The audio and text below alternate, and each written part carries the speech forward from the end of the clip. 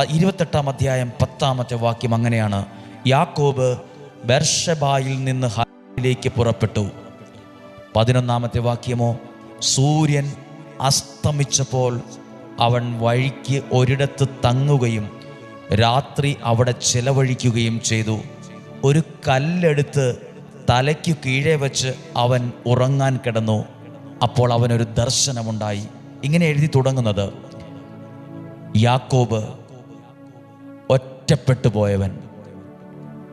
ജീവിതത്തിലെ ഏറ്റവും സങ്കടകരമായൊരു സമയത്തിലൂടെ ജീവിതം കടന്നുപോയൊരു സമയമാണിത്. നമ്മളൊക്കെ പറയില്ലേ, ഞാൻ എൻ്റെ ജീവിതത്തിലെ ഏറ്റവും മോശമായ ഒരവസ്ഥയിലൂടെയാണ് ഇന്ന് കടന്നു പോകുന്നത്, എനിക്ക് വേണ്ടി പ്രാർത്ഥിക്കണം. ഒരാളെന്നോട് പറഞ്ഞു, ഞാൻ കരിമ്പിൻ്റെ നീര് ഊറ്റി കഴിഞ്ഞതിന് ശേഷമുള്ള ചണ്ടി പോലെയായി ഇപ്പോൾ എൻ്റെ ജീവിതം.